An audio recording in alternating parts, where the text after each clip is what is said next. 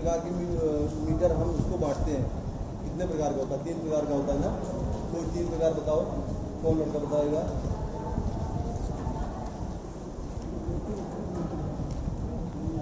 नहीं पता? शुरू में जब इंस्ट्रूमेंट चैप्टर आप जब पढ़े हो तो शुरू में है मीटर को 3 भागों में विभाजित किए गए। 3 प्रकार के मीटर पाए जाते हैं, जिस पर हम जो है उसको हम अध्ययन करते हैं, पढ़ते हैं, या उसको हम प्रैक्टिकली रूप में उसको हम देखते हैं। नंबर 1 है इंडिकेटिंग टाइप है इंडिकेटिंग क्या यहाँ पे लैब में इंडिकेटिंग टाइप में लैब में कोई भी मीटर आप इंडिकेटिंग प्रैक्टिकल किए हो? अरे यार बोल्ट मीटर है, इसमें पॉइंटर जब हम सप्लाई देते हैं पॉइंटर अपने आगे बढ़ता है वो इंडिकेट मतलब वो सूचना दे रहा है ना कि हम 220 पे आगे रुक रहे हैं या 200 रुक रहे हैं, जितनी वोल्टेज रहेगी वो किस टाइप का मीटर आएगा? Indicating type. और उसके बाद नंबर 2 आता है इंट्रीगेटिंग टाइप। ठीक, इंट्रीगेटिंग कौन सा आएगा?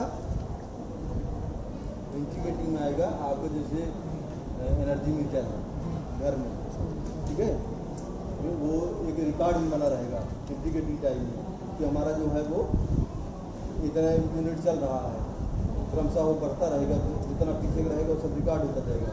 और तीसरा है रिकॉर्डिंग टाइप।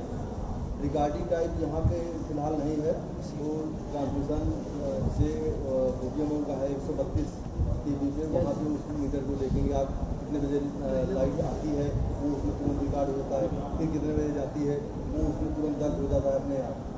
तो मीटर में हम क्या कहते हैं मेजरिंग इंस्ट्रूमेंट में हम 3 प्रकार के मीटर का जो है अध्ययन करते हैं। इंडिकेटिंग टाइप में तमाम आ जाते हैं, voltmeter, ammeter, wattmeter, ये सब कितने हैं सर? Indicating type. इंडिकेटिंग में आपका एनर्जी मीटर आ गया, ठीक है। एनर्जी मीटर में 2 प्रकार के होते हैं, single phase energy meter, 3 phase 3 wire energy meter, 3 phase 4 wire energy meter है। और आजकल तो उसकी जगह पे नया आ गया है इलेक्ट्रॉनिक टाइप। जी सर, उसमें एक देखे होंगे जिसकी घर में बहुत पहले लाइट रहती होगी, उसमें एक चक्री लगी रहती है ना, वो यूनिट दर्शाती थी। हाँ, क्या वो एनालॉग मीटर थे। हाँ, और आपको जो है आपको इलेक्ट्रॉनिक आ गया, उसमें चक्री नहीं चलती, वो सब बताता रहेगा। वो एक लाल बत्ती जलती रहती है ना, लाल बत्ती का भी आप बारीकी से देखेंगे ना तो उसमें भी पॉइंट है। जब आप कम लोड देंगे घरों में तो लाल बत्ती इंडिकेट करेगी गैप देखिए, थोड़ा सा आप 1-2000 वाट मीटर लगा देंगे, उसकी जो है जलने बुझने की जो है स्पीड बढ़ जाएगी। और ज़्यादा लोड दे देंगे तो तीव्र गति यानी आपकी यूनिट जो है ज़्यादा देर चल रही है। ये प्रकार के फिलहाल मीटर है, शनिवार सवाल को पढ़ाए हैं। आगे याद आता है ट्रांसफार्मर।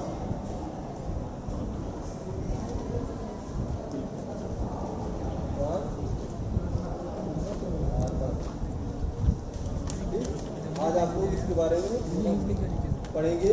ट्रांसफार्मर का जो है इंट्रोडक्शन क्या होता है हमारे बिजली के बारे में, और इसका जो है कंस्ट्रक्शन बनावट कैसी होती है, ठीक। और दूसरा इसके एडवांटेज क्या, लाभ, ये चीज़ आप पढ़ेंगे। आपका जो है टॉपिक है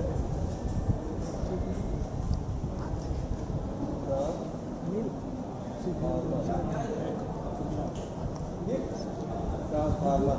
इसके शब्द से ही जैसे लगता है कि ये ट्रांसफार्मर मतलब कोई चीज़ जो है ट्रांसफर कर रही, बदल रही है। क्या बदलती है ये जनरली भाषा में है, ये ट्रांसफार्मर जो सीधे तो क्या करती है, हाई वोल्टेज को लो वोल्टेज इसको डीसी में बदल देती है ना, सही है? नहीं सर, एसी को डीसी नहीं बदलती, ठीक है। ट्रांसफार्मर जो है एसी पर कार्य करता है, डीसी पर कार्य नहीं करता। जी सर, देखिए अमूमन लोग यही करते हैं कि ट्रांसफार्मर एसी सप्लाई से डीसी सप्लाई में दिया है, एसी करंट को डीसी बना ये नहीं है। ट्रांसफार्मर आपका जो है कपड़ा नहीं है, करंट है, उसमें कोई भी घूमने वाला भाग नहीं होता है, ठीक है। ट्रांसफार्मर है, ये सिर्फ जो है उसमें कोई घूमने का भाग नहीं होता है, ये सिर्फ एसी सप्लाई को कम मतलब एसी वोल्टेज को कम मिलेगा तो अधिक करती है या अधिक को कम करती है, कंट्रोल करती है। ठीक है। ये जो है जिसे जो कम सप्लाई लेके बूस्टअप करे, आप में अधिक करे, उसको कहेंगे हम क्या, स्टेप अप ट्रांसफार्मर, ठीक है। और जो अधिक सप्लाई लेके कम लेकर उसको क्या कहेंगे, स्टेप डाउन। Step down. यानी और इसमें एक चीज़ ये भी है कि इसमें कोई इसकी फ्रीक्वेंसी जो है दोनों पे नियत रहती है, ठीक है।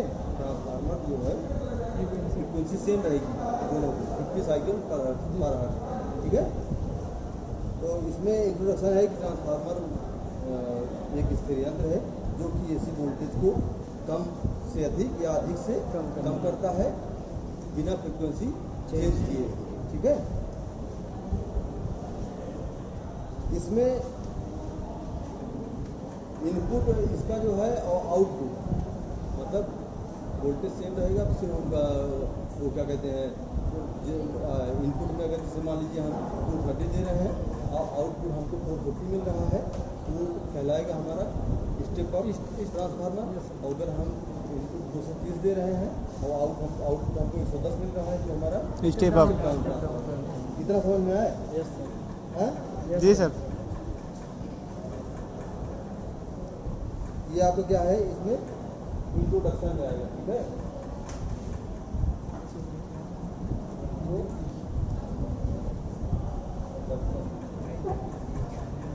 इसमें पत्तियाँ जो होती हैं ट्रांसफार्मर की कोर होती हैं, वो कई प्रकार के होते हैं।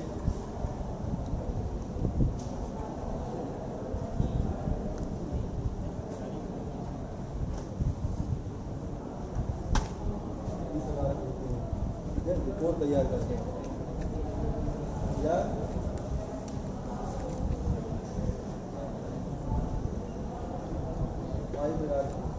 ठीक है, और या तो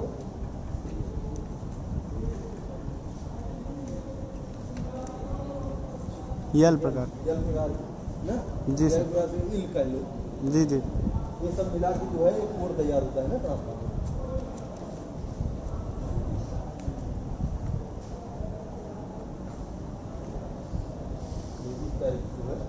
दो पत्तियाँ थी, तो ट्रांसफार्मर इसको क्या बोलते हैं, ट्रांसफार्मर स्टैंपिंग। ट्रांसफार्मर स्टैंपिंग, इन सब भागों को मिला के हम ट्रांसफार्मर का क्या तैयार करते हैं, कोर, ठीक है। जी सर। कोर तैयार करते हैं। इतना जो है इंट्रोडक्शन में इसका डिफिनीशन समझ में आया। और इसमें सबसे बड़ी चीज़ ये है कि ट्रांसफार्मर हमारा जो है प्रिंसिपल ऑफ ट्रांसफार्मर इंट्रोडक्शन में दिया गया ना, किस सिद्धांत पर कार्य करता है? कोई बताएगा? अननोन पेरेंट शायद। करेक्ट। म्यूचुअल इंडक्शन क्या है, कोई डिफाइन करेगा? बताओ। मान लीजिए ये आपकी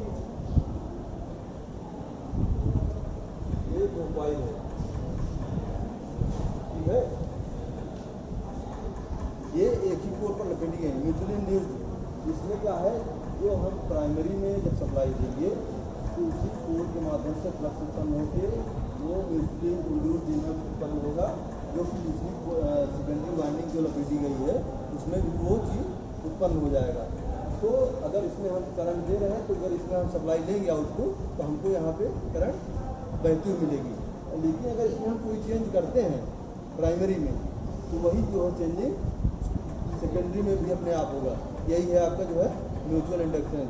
इसकी इकाई हेनरी होती है ना। जी सर। ठीक है, 100 पेरेंट। ये आपका जो है इंट्रोडक्शन हो गया। सेकंड आइए आपका कंस्ट्रक्शन, संरचना। ठीक है।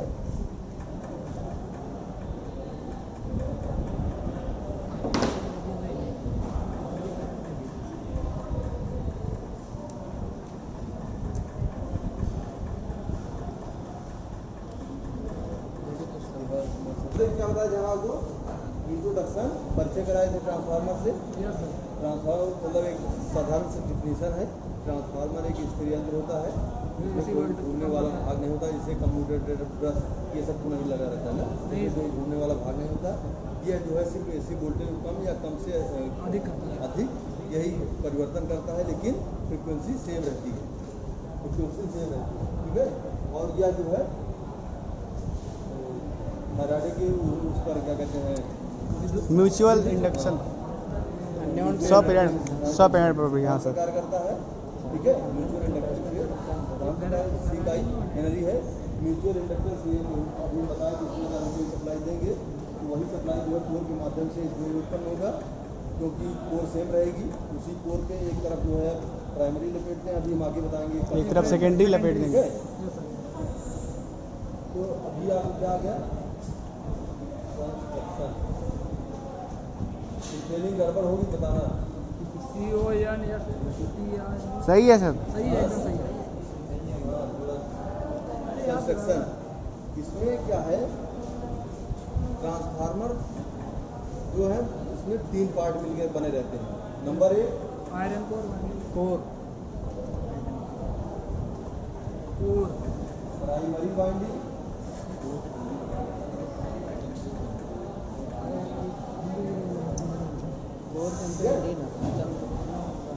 Number 1 primary winding, secondary number 2 secondary wiring, secondary winding,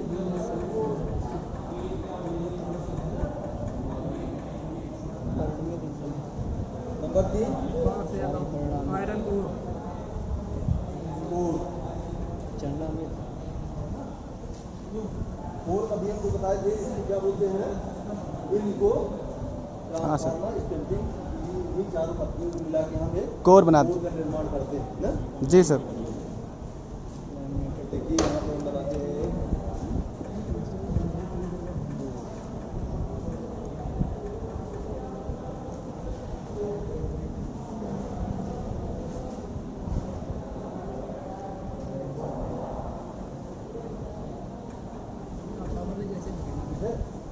या फिर कोर हो गया, इसमें हम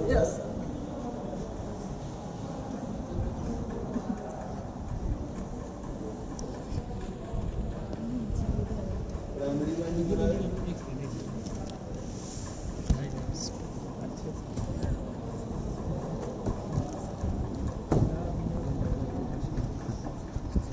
इधर ये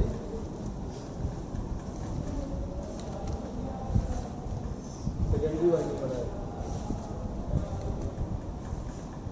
वही चीज है जो अभी ऊपर बताया था ना, म्यूचुअल इंडक्टर, ये दोनों चीज है, कोर है। ये क्या है हमारा, इनपुट और ये आउटपुट।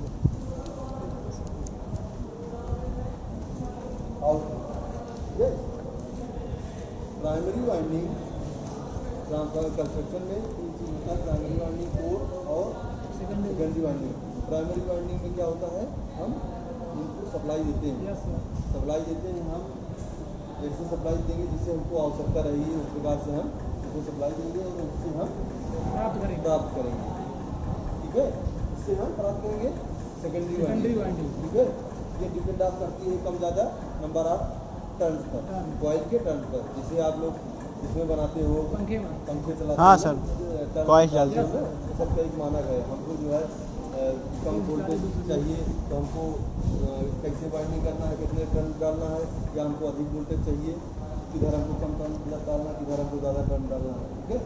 वो नंबर ऑफ टर्न पर डिपेंड करती है, ठीक है। और तीसरा नंबर आता है आपका जो प्राइमरी वाइंडिंग हो गई, ठीक है। प्राइमरी वाइंडिंग, सेकेंडरी वाइंडिंग हो गई, और तीसरा क्या हो गया आपका,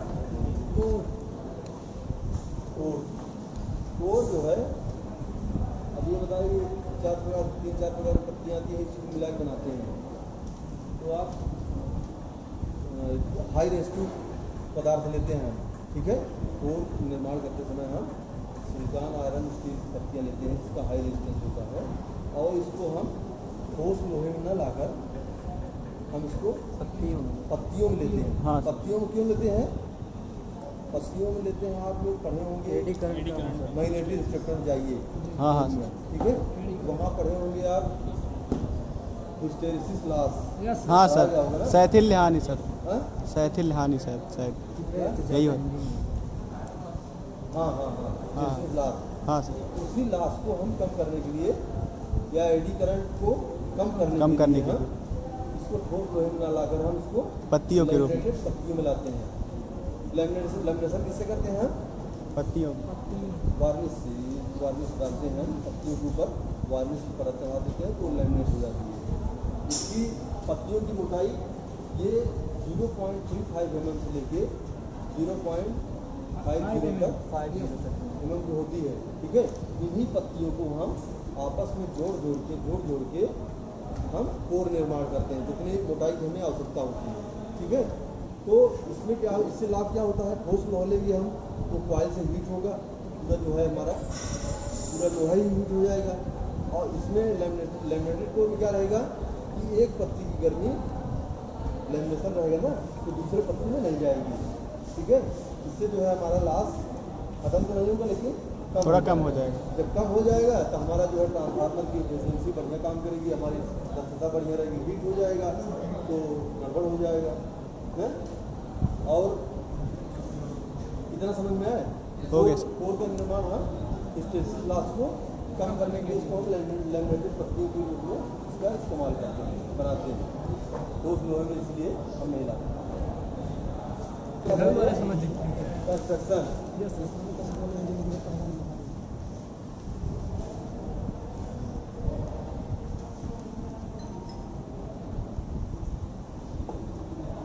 नंबर 3 क्या है?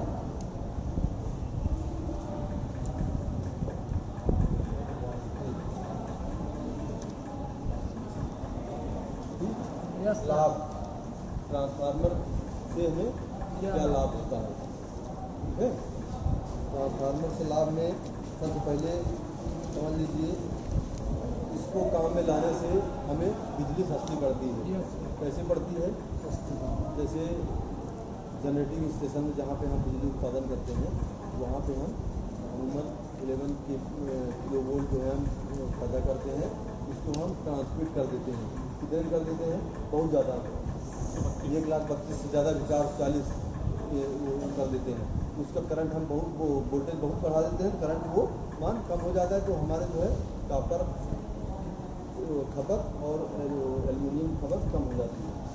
तो हम उसको जो है ट्रांसमिट कर लेते हैं जनरेटिंग स्टेशन से। हम अपना जहाँ केंद्र रहता है, बिजली घर रहता है, वहाँ पे उसको हम हाई वोल्टेज कर देते हैं, करंट कम हो जाती है, तार जो पतला लगाना पड़ता है तो जो है हम उसको वहाँ पे ले आ लेते हैं।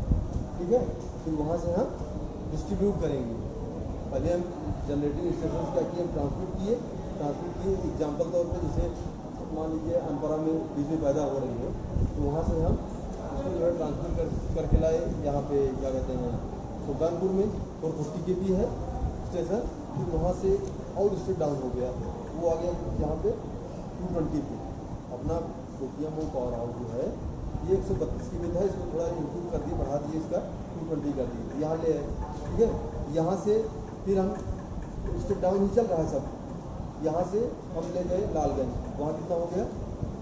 132 हो गया। फिर वहाँ से हम तमाम सब स्टेशन में गए, जैसे आप दहलमौली से एक सब स्टेशन एग्जाम्पल ले लीजिए, आप लोग उस दिन गए थे। हाँ सर। तो वहाँ पे वो भी एक सब स्टेशन है, वहाँ पे हम 132 कितना गिरा दिए, 35 kV कर दिए ना। तो हमको जो है अगर हम डायरेक्ट वहीं से अगर हम लाते, उसके लाभ हम बता रहे हैं कि मतलब हमें बहुत ज़्यादा मोटा तार लगाना पड़ता है, तो एल्यूमिनियम खर्चा पड़ जाता है या कापर खर्चा पड़ जाता है ना। तो ट्रांसफार्मर से हम क्या करते हैं, बहुत अपने हिसाब से जैसे मन मर्जी, जैसे हमको चाहिए कम वोल्टेज देके उसको उच्च वोल्टेज बना के हम इसको एक जगह दूसरी जगह ले जाते हैं, तो दूसरी जगह से जो है हम उसको अपने मनचाहे तरीके से इस्तेमाल कर सकते हैं। और इसमें कोई घूमने, दूसरा ये पहला पॉइंट हो गया। दूसरा, इसमें कोई घूमने वाला भाग नहीं होता कि मतलब इसमें कुछ बेरिंग खराब हो रहा है या कुछ खराब, एक जगह है इसमें, इसको हम कायदे से अगर इंस्टॉलेशन कर दें ट्रांसफार्मर को और बेहतरीन ढंग से अर्थिंग वगैरह दे के, यहाँ पे 250 के लिए ट्रांसफार्मर लगा है। ठीक है, अब इसका बढ़िया ढंग से एकदम सुटेबल ढंग से इसका यहाँ पे इंस्टॉलेशन हुआ है तो जल्दी गड़बड़ नहीं हो, क्योंकि यहाँ से लोड इंक्रीज होगा नहीं, कितना है बस थोड़ा बहुत 2 किलोवाट 3 किलोवाट कम ज़्यादा होता रहता है बस। 2 एडवांटेज आपको बताए हैं। तीसरा अधिक या वोल्टेज पर ये अच्छी प्रकार इंसुलेशन किया जा सकता है। चाहे जितना हम अधिक वोल्टेज बनाएं, इसको जो है हम सेफ रख सकते हैं ट्रांसफार्मर के अंदर इंसुलेशन करके, ठीक है। और दूसरी चीज़ है, ट्रांसमिशन को बहुत सस्ता कर देता है, जिसे भी हमने बताया आपको, ट्रांसमिशन लाइन से वहाँ पे डिस्ट्रीब्यूशन लाइन या डिस्ट्रीब्यूशन से उसको कन्वर्ट कर दिए तो हमारी क्या बचत हुई, तांबे और एल्यूमिनियम, ठीक है। इतना इसके लाभ हैं। और 3 चीज़ आपको बताया गया इसमें, इंट्रोडक्शन, कंस्ट्रक्शन, एडवांटेज। ठीक है। नेक्स्ट आपका जो है इसके आगे बताया जाएगा टाइप्स ऑफ ट्रांसफार्मर जो है कितने प्रकार के होते हैं, कोर के होते हैं, कितने टाइप्स ऑफ कोर के पाए जाते हैं, ठीक है। उसके बाद बताया जाएगा इसमें जैसे थोड़ा बहुत जितना हम बताए हैं उसी में से पूछ रहे हैं, ठीक है। जितना हम बताए हैं उसी में से आपको जवाब देना है कि इससे प्राइमरी वाइंडिंग का कार्य क्या है, कौन बताएगा इसमें?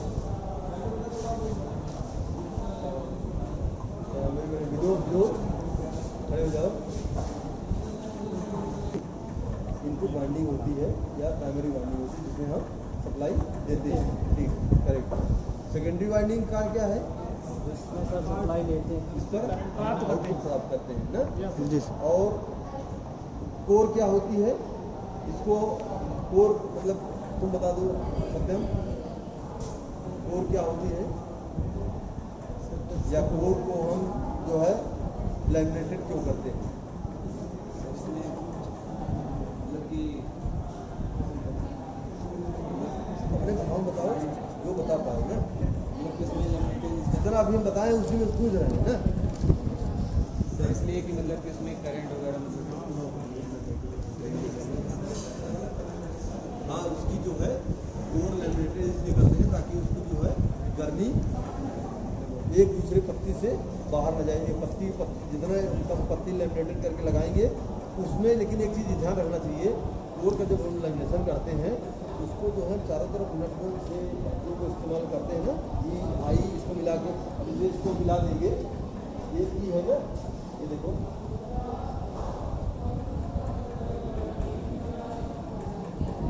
इसमें अगर ये चीज़ यहाँ पर मान लो ले जाते हैं, आई यहाँ लगा देंगे, ये हमारा ये कोर बन जाएगा ना, एक कंप्लीट कोर बन जाएगा। ये चीज़ आके यहाँ हो जाएगा, मतलब इसको अगर हम यहाँ टच कर देंगे तो ये हमारा एक कोर तैयार हो जाएगा।